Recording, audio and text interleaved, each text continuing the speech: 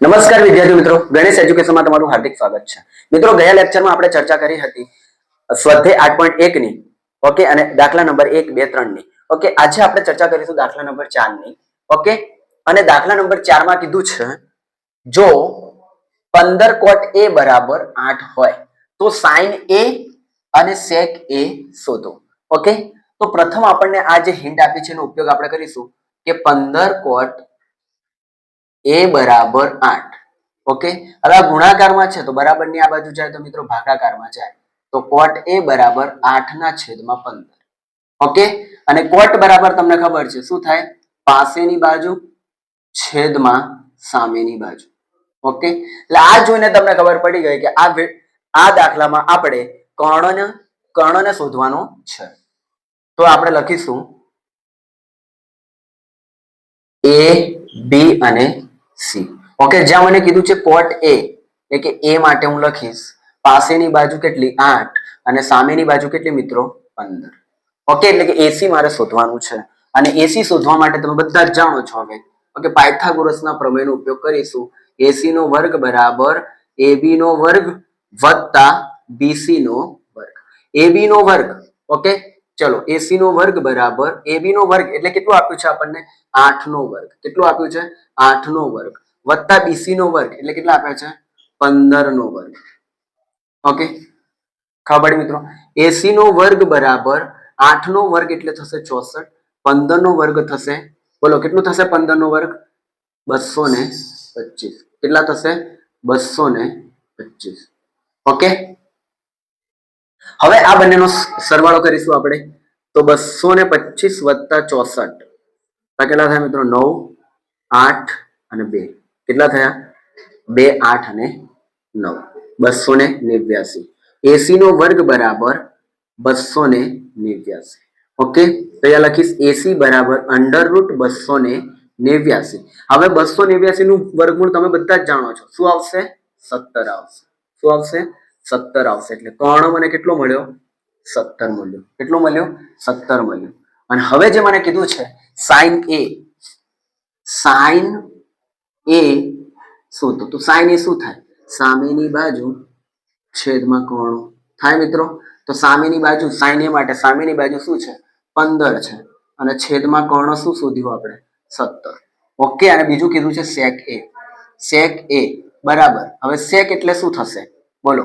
તો આનું sec એટલે થશે કર્ણ ના છેદમાં પાસેની બાજુ. ઓકે, શું થશે? કર્ણના છેદમાં પાસેની બાજુ જે cos નો વ્યસ્ત છે. ઓકે, એટલે કે cos નું ઊંધું છે sec. sec થશે કર્ણના છેદમાં પાસેની બાજુ. કર્ણ કેટલા છે આપણી જોડે? 17. પાસેની બાજુ કેટલી છે? થીટા a માટે કેટલી છે? 8. ઓકે મિત્રો, જોઈએ હવે આપણે સ્વાધ્યાયનો દાખલો નંબર 5. ઓકે, હવે વિદ્યાર્થી મિત્રો આપણે જોઈએ 5મો દાખલો. અને 5મા દાખલામાં આપણને કીધું છે જો sec થીટા બરાબર 10/12 હોય તો બાકીના બધા ત્રિકોણમિતિય ગુણોત્તર શોધો. બાકીના બધા ત્રિકોણમિતિય ગુણોત્તર આપણે શોધવાના છે. આપણને કીધું છે sec થીટા. sec થીટા બરાબર 13/12 આપેલા છે.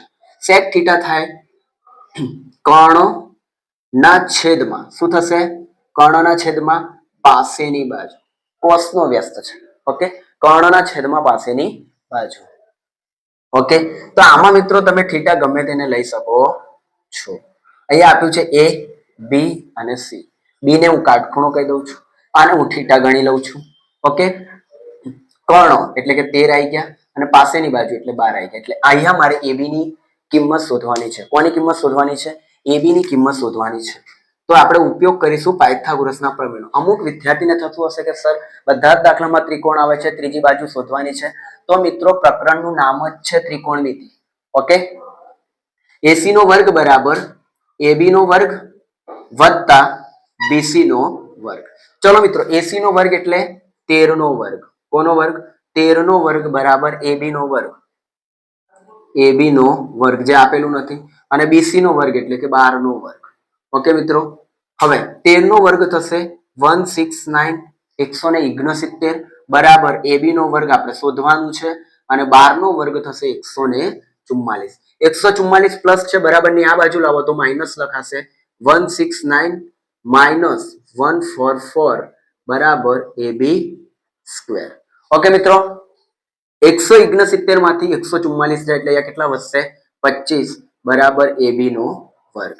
ઓકે મિત્રો, વર્ગ છે બરાબર ની આ બાજુ આવશે તો બેટા અંડર રૂટ લખાશે 25 બરાબર AB અને એ જે 25 નું રૂટ નીકળશે 5 બરાબર AB. ઓકે મિત્રો, હવે આપણને કીધું છે કે ત્રિકોણ આ 5 તમને મળી ગયા. AB બરાબર 5 છે, BC બરાબર 12 છે અને AC બરાબર 13 છે. હવે તમને બધા જ ગુણોત્તર શોધવાના કીધા છે. બધા જ ગુણોત્તરમાં પ્રથમ આપણે સિક્વન્સમાં લખીશું એટલે sin theta, okay, cos theta, tan theta, sec theta. ભલે આપેલું છે પણ આપણે એકવાર ચેક કરી લઈશું કે આપણે લખ્યું બરોબર છે કે નહીં. ઓકે, પછી આવશે cosec થીટા અને એના પછી આવશે cot થીટા. ઓકે, આ દરેક થીટા માટે આપણે લખવાનું છે. sin થીટા એટલે મિત્રો સામેની બાજુ છેદમાં કોણ. ઓકે, અહીંયા આવશે પાસેની બાજુ છેદમાં કોણ. ઓકે, tan થીટા આવશે સામેની બાજુ છેદમાં પાસેની બાજુ. sec થીટા આવશે cos થીટા નો વ્યસ્ત છે એટલે કર્ણના છેદમાં, અહીંયા લખેલું જ છે આપણે, કર્ણના છેદમાં પાસેની બાજુ. cosec આવશે જે sin નો વ્યસ્ત છે કર્ણના છેદમાં સામેની બાજુ અને cot થીટા આવશે જે tan નો વ્યસ્ત છે પાસેની બાજુ છેદમાં સામેની બાજુ. ઓકે મિત્રો, બરાબર બરાબર બરાબર બરાબર બરાબર બરાબર. ઓકે, ચલો હવે સી ને આપણે જોઈશું એટલે ફટાફટ આપણા જવાબો લખાઈ જશે. sin c સામેની બાજુ એટલે કેટલી છે? 5. કર્ણો કેટલા છે? 13. ઓકે, આ જુઓ સામેની બાજુ 5, કર્ણો 13. ઓકે, પાસેની બાજુ કેટલી છે? 12. 12 ના છેદમાં કર્ણ કેટલા છે? 13. ઓકે, હવે અહીંયા શું લખાશે? સામેની બાજુ એટલે 5, પાસેની બાજુ એટલે 12. ઓકે, અહીંયા જોઈ લો sec થીટા કર્ણ એટલે કેટલા લખાશે? 13. પાસેની બાજુ થીટા માટે પાસેની બાજુ કેટલી આવશે? 12. ઓકે, કર્ણ કેટલા છે? 13. સામેની બાજુ એટલે કેટલા લખાશે? 5. અહીંયા પાસેની બાજુ ઓકે એટલે 12 અને સામેની બાજુ એટલે કે 5. ઓકે મિત્રો, જો તમે સ્માર્ટ વર્ક બી કરશો તો આવી રીતના તમે પ્રશ્નના જવાબો, દાખલાઓ એ સરળતાથી લખી શકો છો. વિડીયો ગમ્યો હોય તો લાઈક, શેર અને સબસ્ક્રાઇબ